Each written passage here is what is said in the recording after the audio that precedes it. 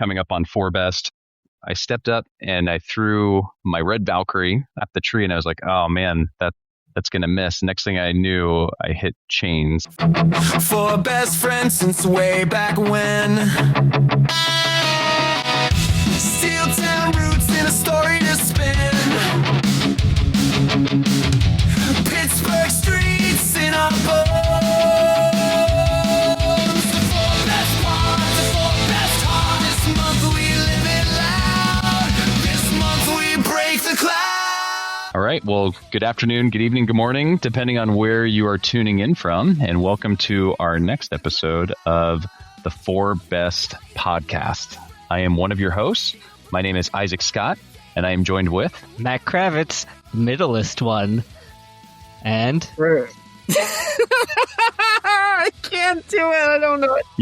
You can do this. I'm so sorry. I'm sorry.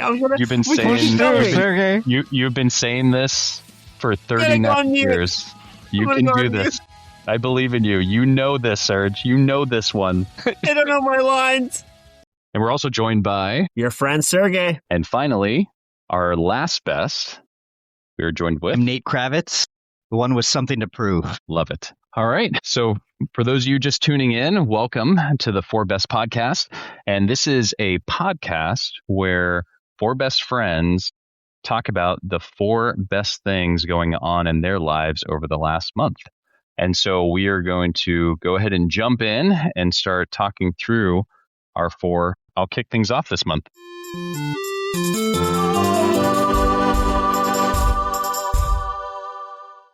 Well, hey guys, for my best for this month, obviously, we just came through the holidays. We're recording this episode on January 9th in the year 2026. So we're in the new year. Obviously, there's a lot to be thankful for coming through the holiday season. And I know we'll probably talk a little bit more about that later, but the thing that I want to talk about as my best was I actually had a really awesome experience happen over the last month. And so I think I mentioned in my intro that, one of my hobbies is actually playing disc golf, which we obviously all play and have grown up playing. And I had a really cool experience happen to me while I was playing over this last month. I was out with 2 of my friends and we were playing along, and I got to this hole, hole 13, and, kind of stepped up to the tee, and this hole had, it was about a, 240-foot hole. And I stepped up and I threw my red Valkyrie that I've used for a very long time. And when I released it, I was like, wow, that looks really good. And the line was going down. And then just towards the end, it looked like it tapped the tree. And I was like, oh man, that's going to miss. Next thing I knew, I hit chains on the drive. So got my very first hole-in-one ace in the game of disc golf, which is pretty exciting considering I've been playing this for over 30 years, probably. And so really just kind of a really awesome experience. While that was a cool experience, it really made me kind of step back and just really be thankful for the experiences that we have of just being able to go out and have kind of these side hobbies, right? I mean, we all have high demand jobs, and it's just fun to be able to go out and just have fun outside of work and just really be able to do something that we all enjoy. It was just a neat experience. It was not something that I had expected or anything that I had planned on happening. And quite frankly, I wouldn't have expected on that hole. I think there are much easier holes that probably would have expected on, but it was just kind of neat how that all came together. That's really awesome. Is that a course you play normally? Yeah, it's one that we play normally. So it's down here in Florida. It's Wickham Park. Nate, actually, I think you played it with me when you came down to visit. And so just kind of a neat little course that's in Melbourne, Florida, and kind of weaves through, a park. So a bunch of trees and just kind of some cool obstacles that are out there, but really just a lot of fun. But yeah, that's our normal go-to course that we play in. This is the course that had a lot of foliage and brush, not the open course where you throw over a pond area at one point.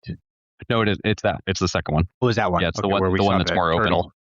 Okay. Yeah, that's right. Yeah, that's awesome. The gopher tortoise. Well, that's really awesome. It's such a fun game, and I know that we have played it together going way back, playing at Shenley Park, Squirrel Hill over there in Pittsburgh early on. It's a game that's really accessible to everyone. You don't even have to have a good frisbee. I think as kids, we played with pretty cruddy frisbees or aerobie discs, and we would spend a lot of time just trying to get them out of trees. And we've gone back and played that course at Shelly Park multiple times also. Whenever we go back to Pittsburgh, it seems like, and it's awesome to get back at that. You're right. You could just go out and play it, and it's so accessible now. It's in so many areas. When we travel together, I think we usually try to find a disc golf course now. Good way to get out with people. Yeah, it's interesting you say that, Nate, around obviously we used to just play with like ultimate discs, and obviously now we have all different kind of specialized discs with drivers and mid ranges and putters and stuff like that. But it was actually funny, while I was getting ready to talk about this today, I started thinking about the background of disc golf and really like how long has it been around? Because obviously we've gotten into it over the years, but I was curious how far back does the history go? And after going through some research, what I found is that the first record of a disc golf like game actually goes all the way back into the early 1900s. So it's 1926 in Saskatchewan, Canada. And there was a rumor or record or what, but what they said is that a group of kids, they basically, didn't have a plastic frisbee back then, because that wasn't created until later. But they basically drew these 4-foot circles, and they would throw tin trash can lids as their frisbees and try to land it in the circle. And that was kind of how they kind of started the game. And then obviously over the years, it's evolved with the creation of the frisbee and different elements for the holes and chains and everything. So it's really just kind of grown in popularity. And now what's really cool about it is, if you were to take a guess how many courses there are globally, disc golf courses, if you guys would guess. How many disc golf courses do you think there are across the globe? I love this question. 2000. Yeah. Well, I think 2000. it's way more than that, because I can tell you that in the early 2000s, when I first started playing more seriously and getting golf discs, that there was one course in my area and others were being developed. And that was in Corvallis, Oregon. There was one. And now there's so many courses just in Salem. There were none in Salem then. So 20 to 25 years later, they're all over. And so I bet there's more than 2,000 in the United States even, but I could be wrong. So I don't know. I'm going to say 15,000. Okay, I was going to 15,000. say 15,000. I'll up you and go 18,000. All right. Well, if you would have done the prices right, Mac, and gone 15,001, you would have been closer. So it's actually 16,000 courses. That was a great guess, though. It's was a okay, great Mac. guess. I came in with something to prove. That was good. You did, and you nailed it. So 16,000 courses globally, and estimated that there's been over 20 million rounds of disc golf annually as well. So very popular sport, even if those listening in this podcast haven't heard of it. And it's something I highly recommend. I think I even talked to you, Nate, last time we were playing, is that, we would play golf, and no surprise to anybody listening to this podcast, I am not very good at golf. And I think Nate would probably agree that he's probably not that great. Much worse than you. Yeah. And so what we have found, though, is that a bad day of disc golf beats even a mediocre day of real golf, just because it's free. And so you get to kind of walk around outside, and normally in a park, all you need is a couple of plastic discs that you can just throw around and get into the holes. So it's just kind of a fun game. Yeah, don't forget to bring a friend that's even worse at it, because then you're going to look really, really good, which is the role I often play with disc golf. That's why we invite you. Naturally. We all have our roles. That's right. So again, no, that was a little more maybe lighthearted than my normal best, but that was just something that was kind of a really cool thing that happened, because I've obviously never had that happen maybe before in all the years I played. So I wanted to share it with you guys. That's a huge accomplishment. Point out Have you had an ace before? On what I would call more of like at work, we have one of the places I work, we have some disc golf courses, and I have there, and those are much smaller holes, though, is what I was going to say, that some of them are kind of tricky, like getting around trees. Oh, you know what? I have, once again, on an actual course in a tournament, Mm-hmm. but once again, it was a smaller course. So it was a big surprise to get this ace, but I want to say that was maybe somewhere between 150 and 200 feet. And so, to have the skill set to get 240 feet, that's a long ways. That's just a long throw in general, to have that go that distance, staying in the right direction, getting near but not touching a tree. There's a skill set that's been developed over time using what's also, I think my favorite disc is also a red Valkyrie that I've had for many years. Yep. So it's an awesome story. I think you sent us pictures when it happened also, and really exciting. So good for you. Yeah. No, appreciate it, guys. All right. Well, that was my best. So let's keep this thing rolling. I am going to pass the baton over to Mr. Matt Kravitz.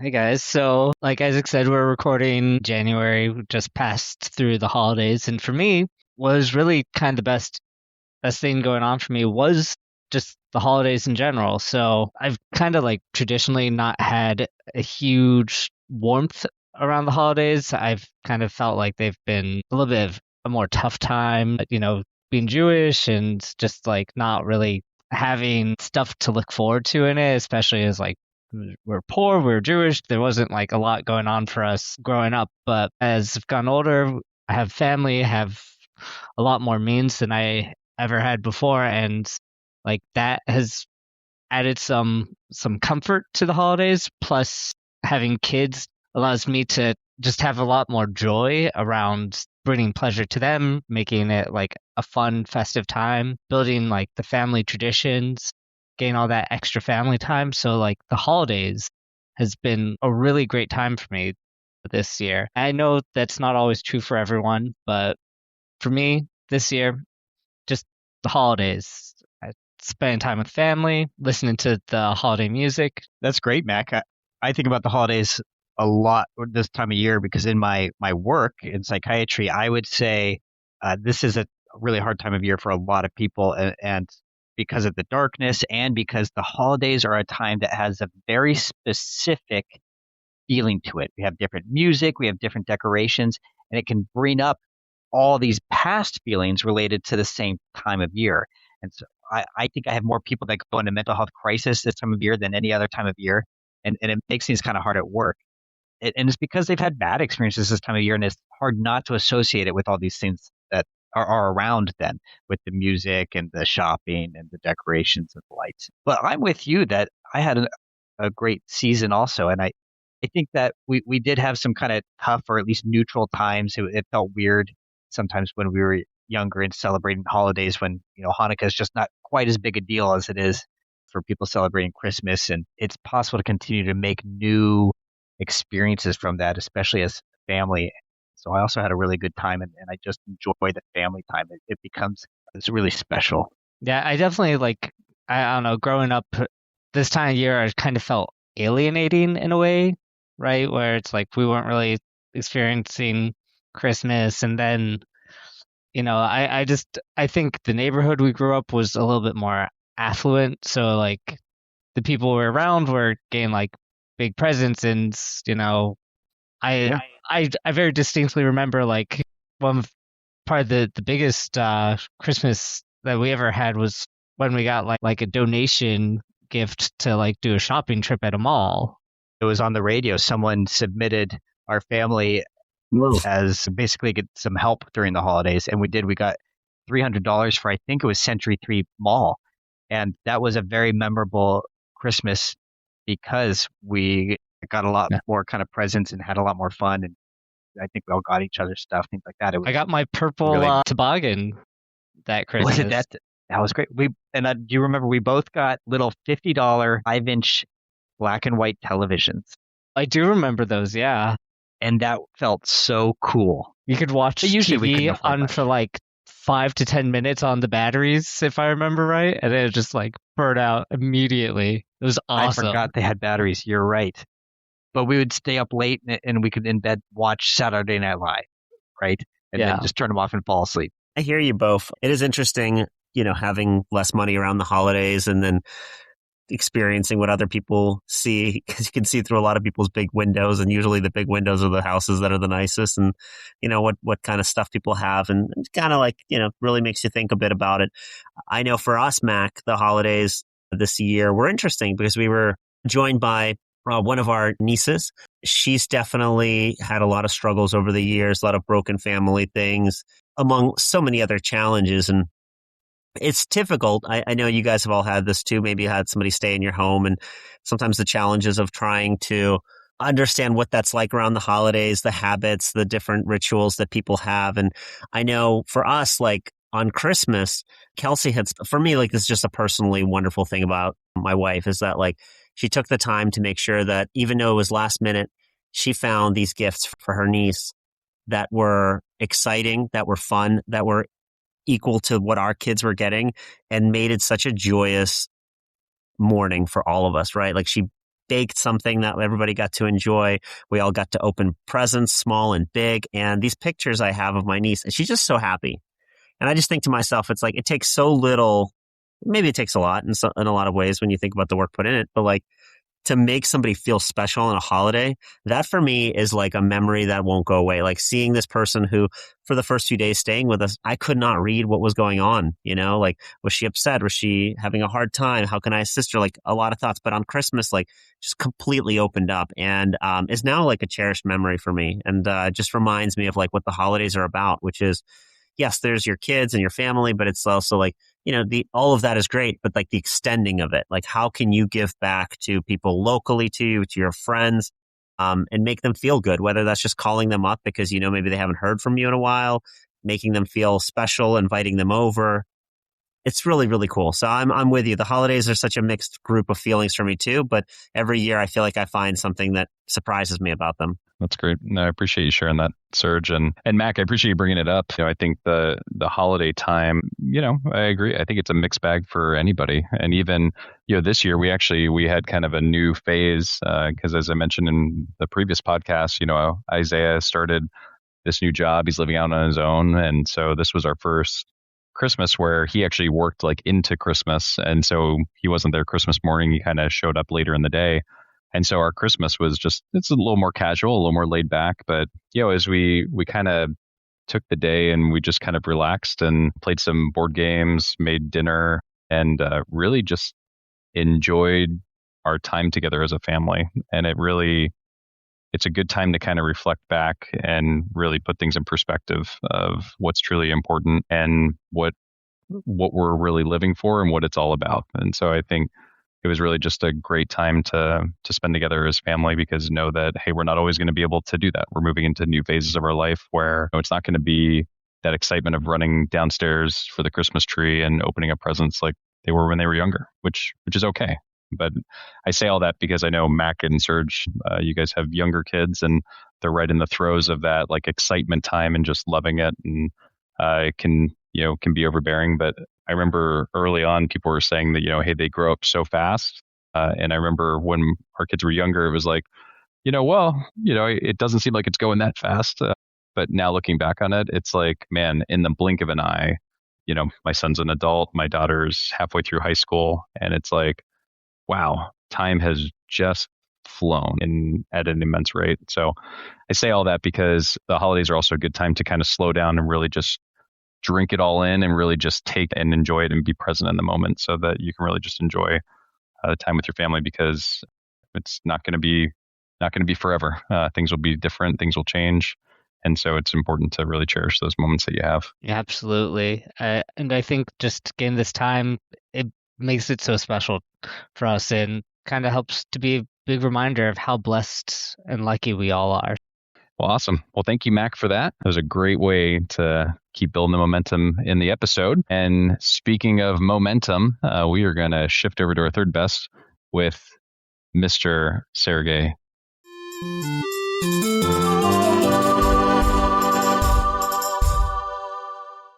Yeah, mine's a little bit of a continuation of that. It happens around the holidays. And growing up, we didn't have too many traditions.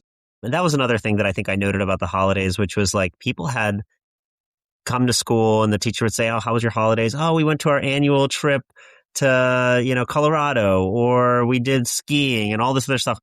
Didn't have that growing up. We had to put up a tree. We had presents. My parents did the best they could. But the most awesome thing has been having a tradition now. In the last 3 or 4 years, our neighbors invite us over. We get together with 2 other groups at one of the neighbors' house, and we do this thing called Pierogi Sweatshop. At least that's what I think I jokingly heard somebody say that, and I've kind of stuck with it, which is a multi-hour, if not a full day, of just cranking out pierogies. You know, you got your KitchenAid mixer there with the special peripheral ready to go. It's just grinding out all the dough. The dough's in the fridge. I mean, it's just packed and layered in there. And John, who's kind of like the maestro of this, he's just a really, really talented cook, kind of just walks us through it. And over the years, like each of us have had a different role. I was super excited because I'll be honest, I'm not very good at doing the nice designs on the pierogies. And I finally found myself a gig that felt good, which was like I started taking the filling and like rolling it into a ball. And I guess that ball shape helped make the next process easier for everybody. And they're like, you made it more efficient. And I was like, that's what I do. I found a step that made it easier. And so eventually we even got the ice cream scooper, and it was just like that perfect amount of filling, right? Because when you're trying to make pierogies, you don't want to do too much. You don't want to do too little. And so you want to get the sizing right. And that was a pretty cool contribution to the group this year. The other thing that I really enjoyed was that this is the first year that Tesla joined in, as well as two of the other older kids in making pierogies. And she stuck around for I think she stuck around for like an hour, maybe 90 minutes, like just listening to adult talk and conversations. And it was wild to think like, here's my 10-year-old who just a few years ago would have been bored by this, but like she just got into it and started doing it. So I'm just excited because I want my kids to have traditions, and I want them to have things that connect them back to their childhood that are positive. And, you know, I'm hoping to, as all the kids get older, like everybody can help be a part of that, because that's where the conversations happen. When people are drinking wine, they're snacking on, you know, the charcuterie board. And I appreciate that people invite us into those traditions. Again, going back to what you're saying, Mac, which is, I think the more I spend time with other people, it's like, just the openness, right? Like you guys were when we were growing up, like Isaac, you included us in the traditions that your family had, right? Like your mom was so generous with her time. And then later on, when I got older, your dad was inviting us over for Thanksgiving or Christmas. And Mac and Nate, same thing. Queenie was always trying to find ways to include us in the different things that were going on. And those little points of connection make you feel a little less lonely. And I love that. And I hope each of us can continue to do that in our, respective families and communities. Hey, Serge, so for maybe people who didn't grow up in Pittsburgh and maybe aren't quite as familiar with pierogies, can you explain a little bit more about that process and what kind of goes into the pierogi? Yeah. So basically pierogies are a Polish dumpling. It's a, family favorite that goes from generation to generation. I'm trying to think. There's different types of them, right? So it's mashed potatoes typically will be some type of like a garlic in them potentially. I think this year, I think we did a peach pre-filling one just because Tesla was curious about seeing what that would taste like. And it actually turned out pretty good. It was very sweet. But yeah, there's a whole process in preparing the dough, having it ready, putting it through the KitchenAid mixer just to make sure it gets the right size. And so you're putting it in over and over and over again, which I didn't realize like how many times it takes. I think it was you have to like set it to like a certain number to thin it out. And then of course you're trying to get it into the right shape. And then you're moistening the edges with water. You're folding it over, working with your fingers to try to make that really, really nice design. So there's like all of these different steps. And then once you have the pierogi in its shape, somebody else manages this part of the operation. They've got the pot going on the stove, typically like just salted a little bit with some water, or I'm sorry, salted water to a boil. And then you're cooking it for a bit of time and then setting it out. And then later when you're ready to cook them, because we usually put these away to share with family and whatnot, you can fry them up on the stove, which we will typically take a batch of those and make them. And again, I was not a pierogi fan growing up, even though I've got Eastern European background, but over time I've come to enjoy them. Good question.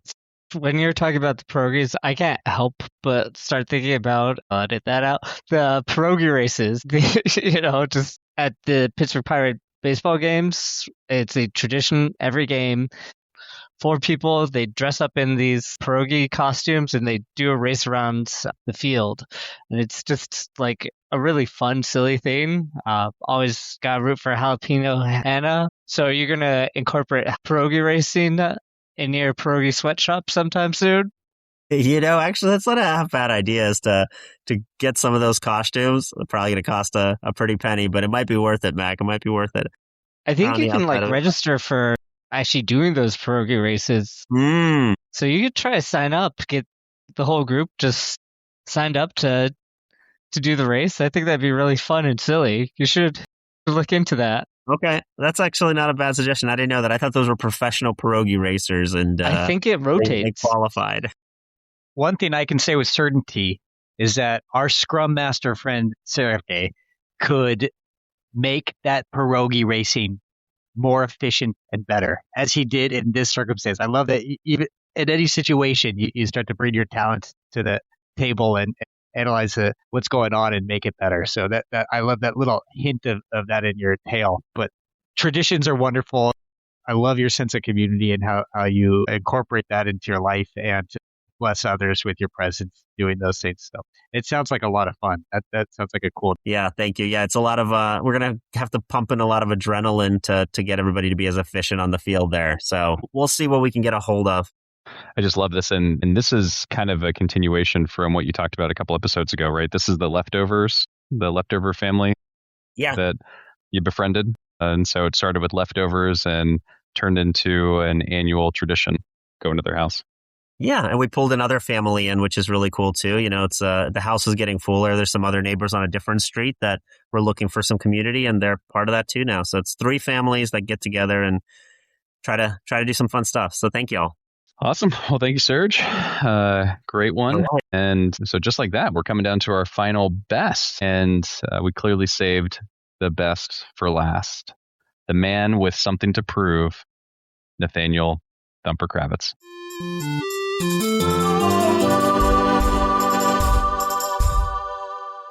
Well, thank you.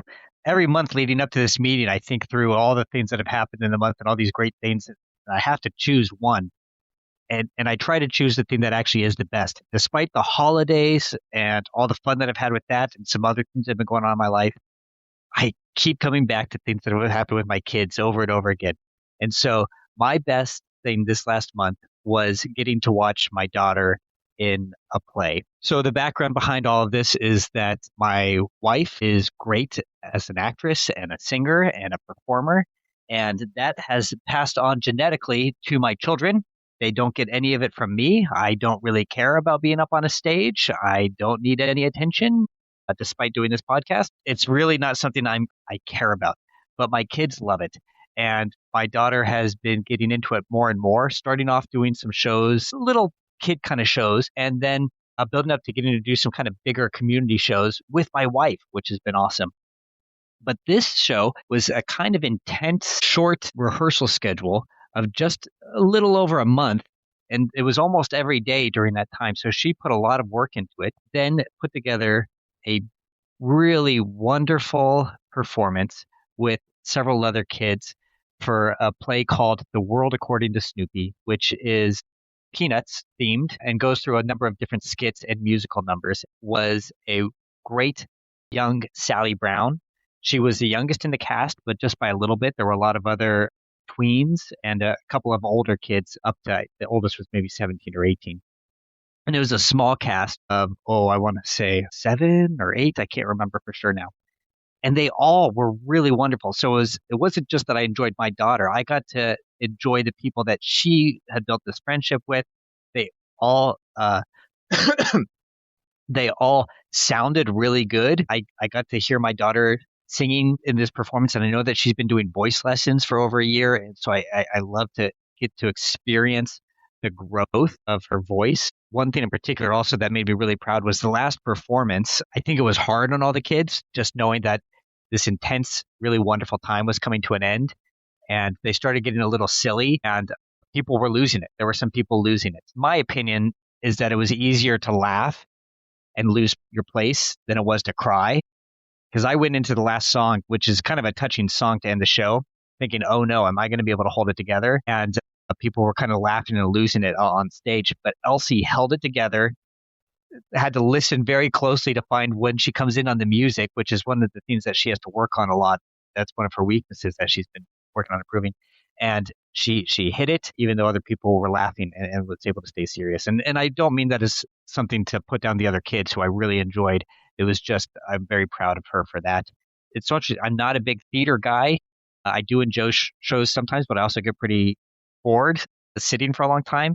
But I can go to the shows that my wife or daughter do a bunch of times and continue to enjoy it. So that was my best from this last month. That's great. I could imagine Elsie being a young Sally Brown. I feel like that's a really wonderful casting choice for her. Just kind of her energy level and personality. She's got some sass. And whoever was Linus is a very lucky guy. It was very cute. Yeah, I think that's so cool. I know that like when I thought about having kids, it's like the idea of being able to share something with them, right? Because you don't know, your kids and you might not always have the same interests, whether it's like a sport or musical theater, but it's like the fact that Elsie is so into it and her mom has a love and enthusiasm for doing it. That connection is so cool. And I feel like you guys fostered that at a really early age. Was it just through this was that initially like through the church group? Like how did you guys get Elsie to become a part of that? Was that just her doing it by herself, or was she just watching mom? Just how'd you build into that?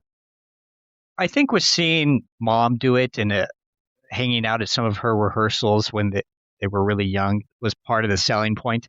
But there really wasn't much going on at church. There was some stuff at school, but there's just some local theaters, some local children's theaters and places that are trying to build kids up. And that's what we got her doing. And, you don't start off being the star and getting a bunch of songs and solos like she did in this play. You start off just kind of in the background and getting used to being on stage and used to being a good teammate and cast member with your other actors and actresses. And so she's been through some of that and then been at a high point, like getting one of these, in a play where everyone's a star. She's really maturing with that. And what I've heard from people is that she is that person that is a good castmate that makes sure that everyone else is having a good time and that everyone else gets to shine and it's not just her trying to take it over. So I'm very proud of her, and I can just sit in those plays and just watch and realize that my face hurts because I'm smiling so much and making sure that like I laugh out in such a way that I can be heard. Whereas usually I'm just kind of a smirk and giggle to myself kind of guy. That's like I want to make sure that they get the credit that they deserve for the good work. Well, That's that's so impressive. awesome. It's definitely more than my kids. And no one's coming home and saying, "Oh man, I can't wait. I want to be just like that scrum master over there sitting in his chair." So it sounds like Heidi's having a great influence on the kids, and it's you're seeing that bloom. They will one day, Serge. They will one day when you become that disc golf expert once you stick with it. Well, hey, Nate, I love that story. And I think, we said that early on in this podcast that we're going to continue to talk about our kids just because they're such a huge part of our lives. And we are just four very proud dads that we just have some incredible kids. And it's just so awesome to see them grow. And I know, especially when they start to grow and become their own person, which is just so much fun to sit back and just be a fan. And I think even as you were talking about with Elsie, with the voice lessons, the acting, different plays that she's done kind of leading up to this moment, and just to really see her step out onto the stage and just shine is just an amazing moment. So I love that you're sharing that. I love that, you're just beaming with pride over all the hard work and how it paid off. And even, the acknowledgement of even when things were starting to go south, she was kind of being that anchor in the show and kind of bringing people back in to finish it out strong. So I think it's so cool. And I was just even as I was thinking about it, obviously I guess where my mind goes is I just think about how this will set her up and how these type of activities set kids up to be successful in life. When you think about all these skills that she's learning, when you think about being able to get in front of people and to public speak, to project yourself with confidence, to be able to work collaboratively as part of a team and understand that, hey, you're not always going to be the person who's center stage. And so you got to be able to support at the same time as be a leader in the group as well. So I think just really some awesome kind of soft skills and great leadership and character development that kind of comes out of that regardless of what she chooses to do, she will continue on this path and could very well end up on Broadway one day, which will pay plenty of money to go see her on Broadway and off Broadway. But even if not, it's really going to set her up with just absolute success in life and is really just going to help kind of pave the way for her. So I think it's just such a neat example of how Elsie is growing and really stepping on her own. And so really great job by you and Heidi kind of making that influence and supporting her and helping set her up for that. Yeah, thank you. And I appreciate something that I'd wanted to stress was that this was hard work, right?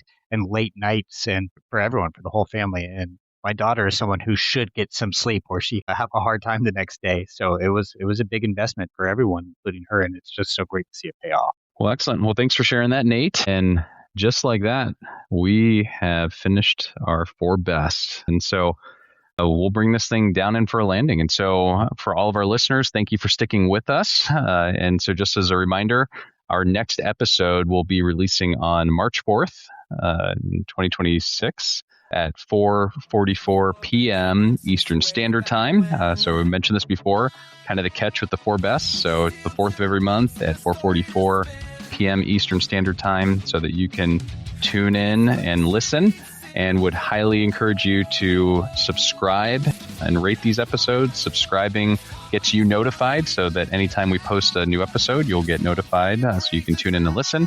And then rating it will help bump it up so other people can find it, and then they can also listen to it. And then if you use X, you can also follow us on X it's at 4bestpod. So you can tune in to get regular updates on our X page. And so with that is a wrap, and we will see you next time on the 4 Best Podcast. Hi, everybody. Bye, everyone. Toodles. 4 best friends since way back when.